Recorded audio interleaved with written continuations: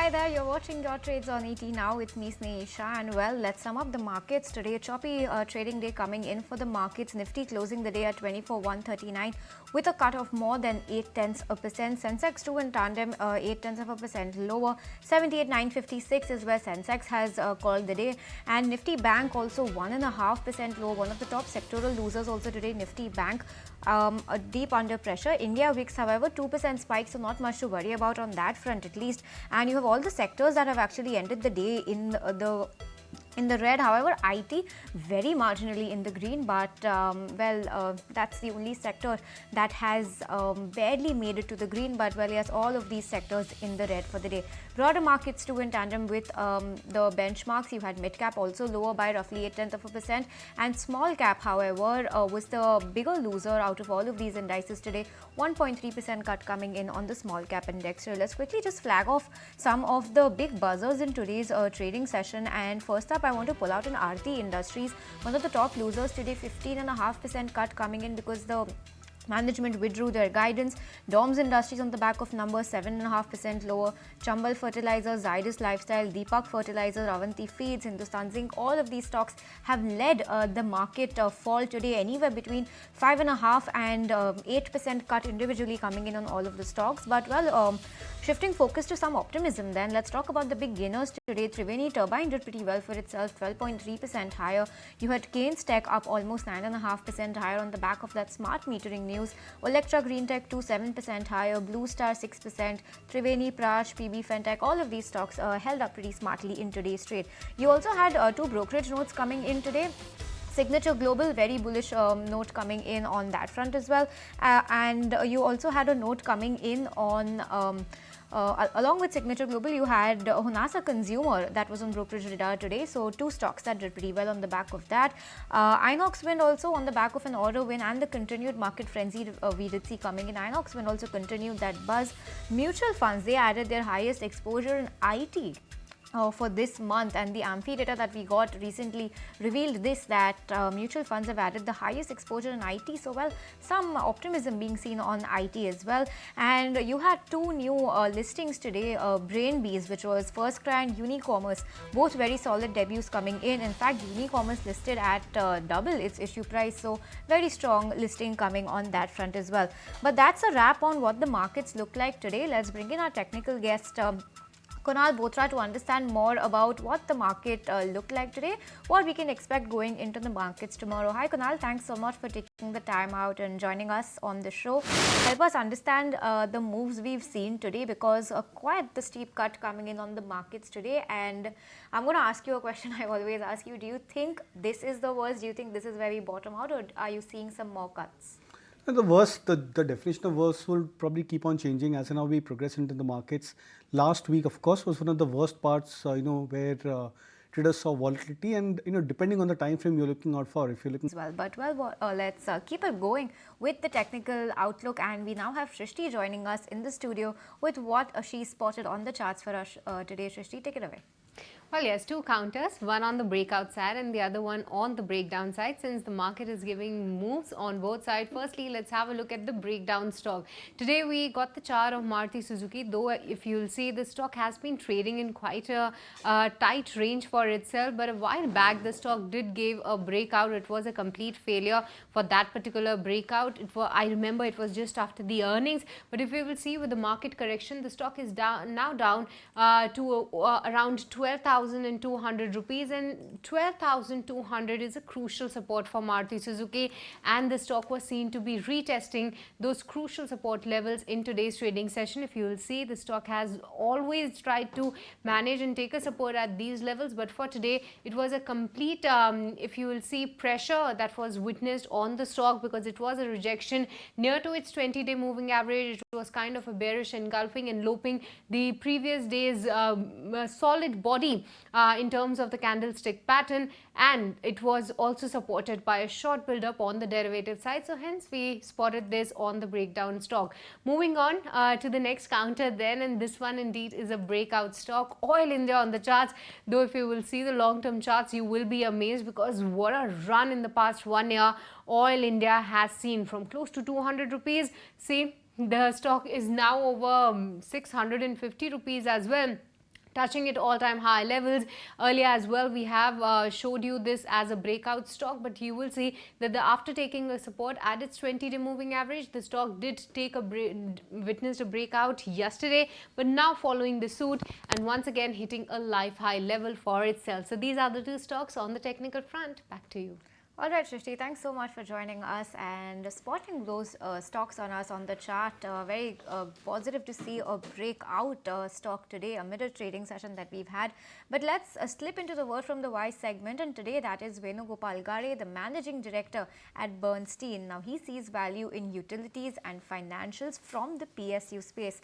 He also believes that if divestment doesn't happen, the overvaluation in the PSU sector could last a little longer. Let's go across and listen into his views on the entire PSU space and how investors must play it. I had still saw value beginning of the year. One was, of course, utilities, which is PSU utilities, and also a bit on the financial sector. So I did feel there was an opportunity. Now the reality is, I mean, I won't call PSUs an asset class, but valuations very clearly are excessive relative to what they could deliver long-term growth-wise. Now, ideally, this is a time when government should start to divest, but we're not getting any signals from the government that they would want to actually utilize PSU divestments as a source of funding fiscal deficits, right? But it's, a smart corporate, a smart CFO, a smart government should ideally utilize this opportunity to create buffer for themselves. And that's what basically should ideally be the end of the PSU cycle. But if they don't do that, then I guess your overvaluation could last for slightly longer. Alright, that's the word coming in from Venugopal Gare, but we also got in touch with some other very globally renowned experts today, and Dr. Faridun Fisharaki, we got into an exclusive conversation with him. He doesn't see crude going below $70 per barrel over the long term. That's the word coming in from FGE's Dr. Faridun Fisharaki. So what's the rationale behind the call? Here's an excerpt from that chat we had exclusively with him on ET Now. The long-term price will be about $70 a barrel in real terms. And that this view holds for the next 20 years. And increasing carbon costs also are the ones which are supporting the crude prices. But we don't see the prices going below 70. We don't see a $40, $50, $30 oil anymore. That when it gets to 70, it will be defended by OPEC. And the market can balance at those prices. So the trajectory is to go down from $85, $90 I had mentioned to 75 to 80, and then 70 to 75, and then around 70. I think this is a sustainable price for the longer term. All right, on that note, we're going to slip into a short breather on this edition of Your Trades. More to talk about the day that we saw and what to expect from tomorrow. On that note, we'll slip into a break. We'll be right back.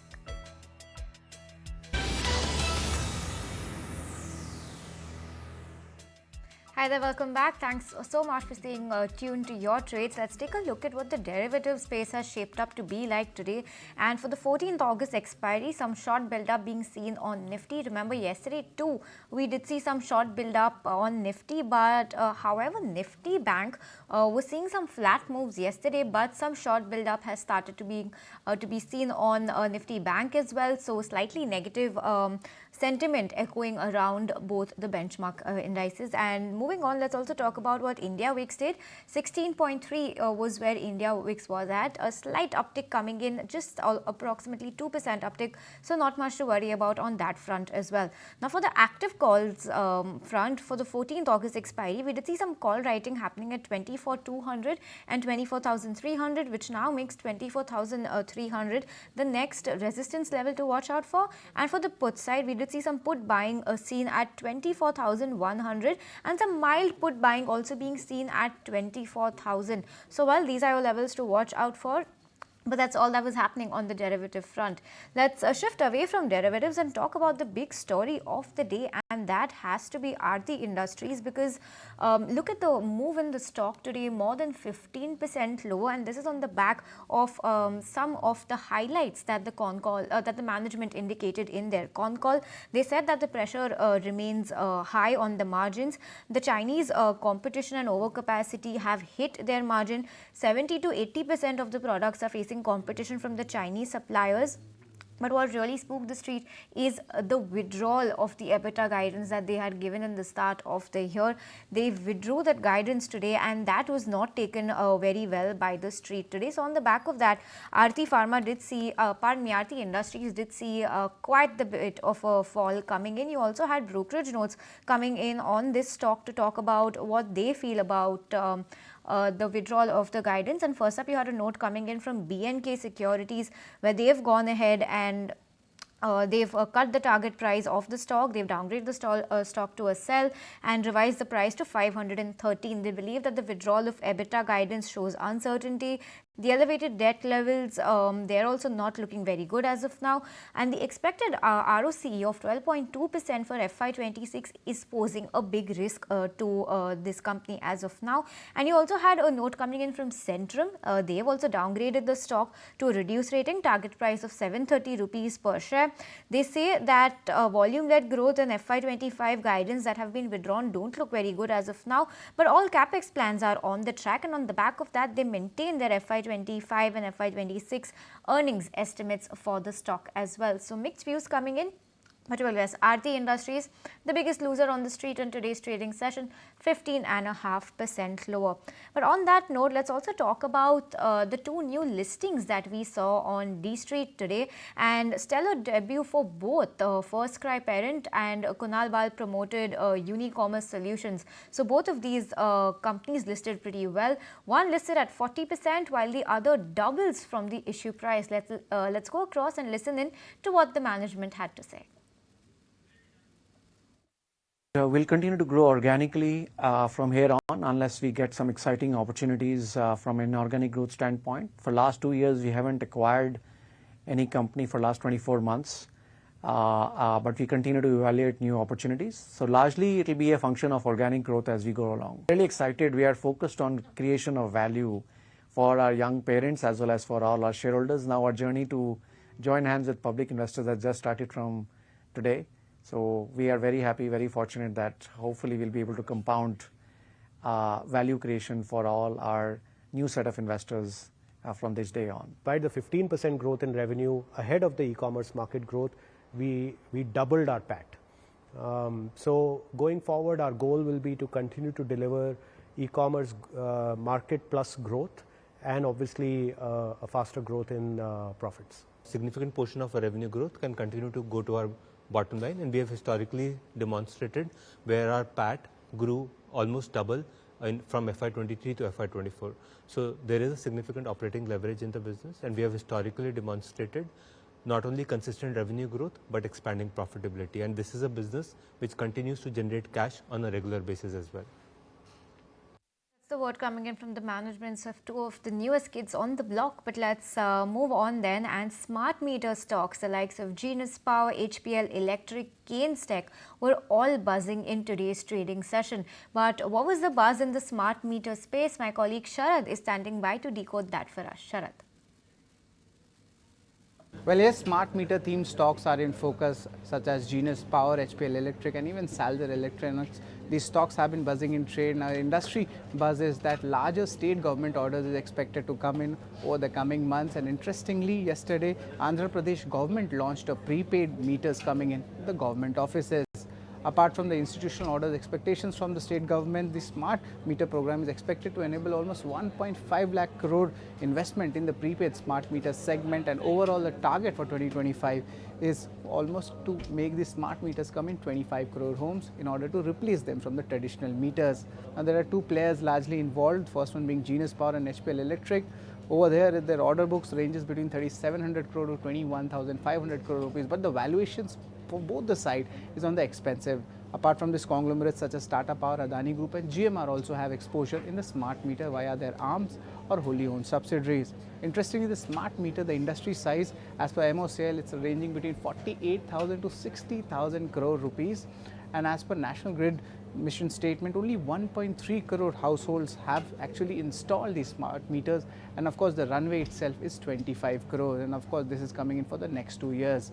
Also, there are certain risks involved in the smart meter theme. The first one being, of course, the slower execution for the implementation of these smart meters. Also, higher charges, as some corners have reported that the charging has gone up, and that is something to watch out for. And of course, the elevated valuation, which I had actually pointed out.